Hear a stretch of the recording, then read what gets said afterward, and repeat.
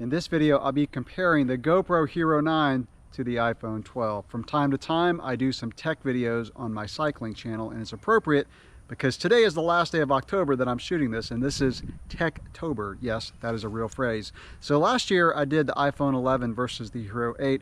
I'll do a similar video with the Hero 9 and the iPhone 12. As I do my comparison, I'll be doing a few different scenarios and mic combinations. So right now, I've got the GoPro Hero 9 and a tripod. In a minute, I'll switch over to the iPhone 12 and I'll use this little adapter to hold it in the tripod. The videos that I shoot on the Hero 9, I'll be using GoPro Color. Both, I'll be using 24 frames a second and shooting in 4K. And by the way, right now I have the GoPro on linear. All right, now I've switched over to the iPhone. So I'm using the built-in microphones for these first few scenes. So the GoPro, the only thing I did different was I had this little windscreen on the front.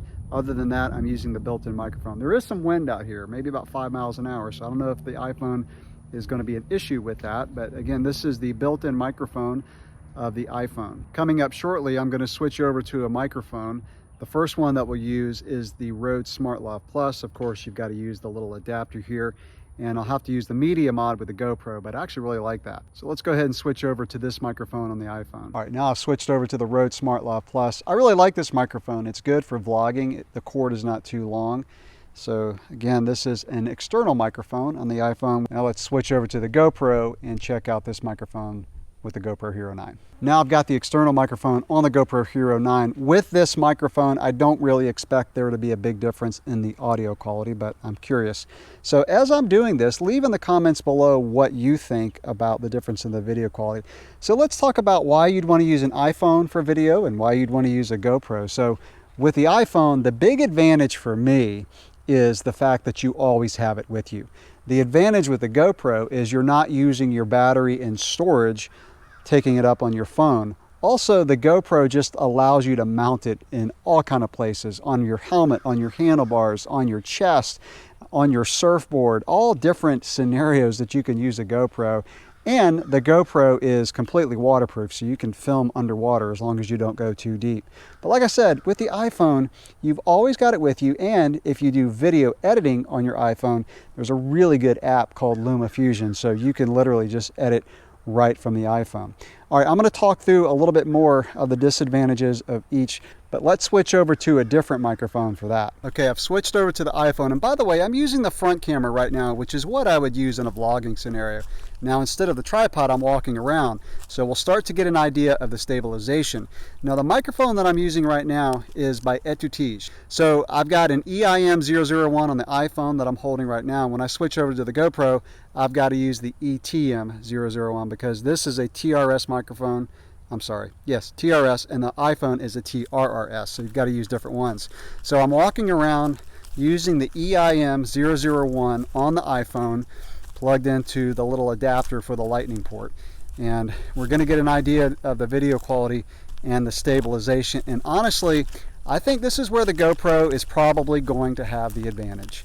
Nothing beats the stabilization of the GoPro. So that is another advantage of using a GoPro is not only do you have some more settings for video because it's a dedicated video camera, but you've also got incredible stabilization on the GoPro Hero 9, and I've used it for mountain biking on my chest on some pretty rough trails, and it looks like I'm using a gimbal. So let's switch over to the GoPro now, again using the Etutige microphone, and we'll get an idea of what the stabilization is like as I walk around. Okay, so I've switched over to the GoPro, walking around, holding it about the same length from my arm. When I get behind the camera, I'm going to use the rear-facing camera of the iPhone because that's what I would use. Now, another thing that I want to mention about advantages and disadvantages, if you use an iPad or a Mac to edit your video, using AirDrop is really cool because you can move videos, photos over to a computer or an iPad really quickly. AirDrop impresses me. I do a lot of my video editing on an iPad. I use LumaFusion, and it's a really great video editor.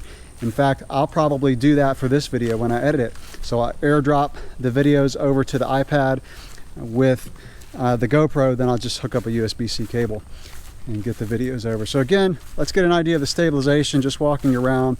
Now I'm going to switch over and get behind the camera. So I'm going to go back to the built-in microphones.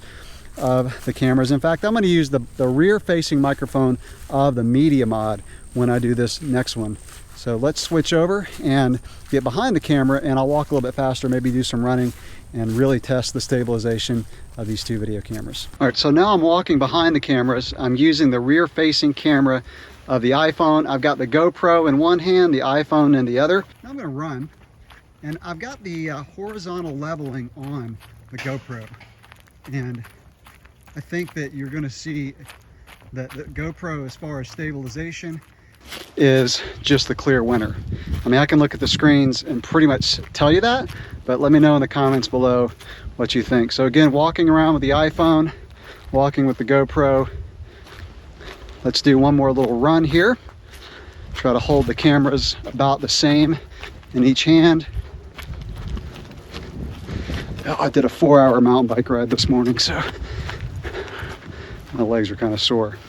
All right, so again, for the microphones, I'm using the built-in microphone of the iPhone, and I'm using the GoPro Media Mod for this one, and I've got, of course, the rear microphone on. And I've got a lot of light changes here, so I'm looking at the lens flare also.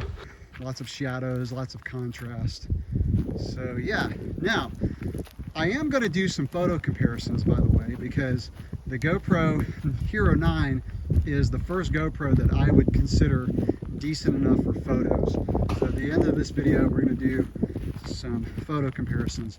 One last test of the video cameras, though, is we're going to test the slow motion of these two. So let's switch over to that.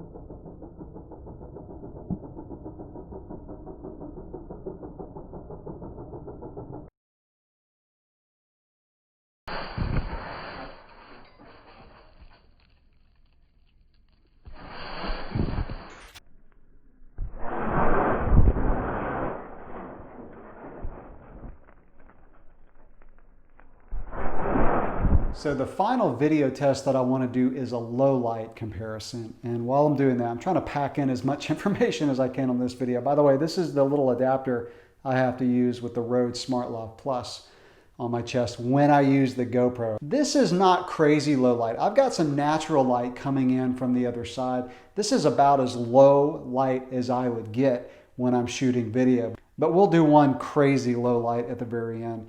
So this is the iPhone. Now let's switch over to the GoPro. Again, I'm going to use the Rode SmartLock Plus. Same lighting situation with the GoPro, again, using the Rode SmartLock Plus. And the reason I'm using the SmartLock is this is what I try to use whenever I can when I'm doing a vlogging scenario. And by the way, I just want to mention, when I was doing the stabilization test, I had boost on. I always use boost on the GoPro when I'm filming anything that I need stabilization. Now for the absolute final test for video is let's switch over to a crazy low light situation that I would probably never use, but I'm just curious to see if these cameras fall apart when the light is extremely low. All right, so we're in a closet that has pretty dim lighting. This is the GoPro. And again, I'm using the SmartLock Plus. So, you know, I just wouldn't shoot any kind of video where I didn't have decent lighting. So what I'm going to do, I'm going to turn off this light and only get natural lighting coming in. It's going to be really dark.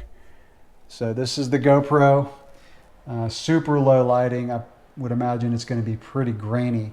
So I've got some natural light coming in, not much. Let's try the same thing with the iPhone 12. All right, so starting off again in the closet with a pretty dim light overhead with the iPhone 12. Again, I'm using the external microphone, the Rode SmartLock Plus. Let's turn the light off. Again, super low lighting, just a little bit of natural lighting coming in. This looks pretty grainy on the front screen, but this is, like I said, it's a scenario I probably wouldn't use, but I'm just curious.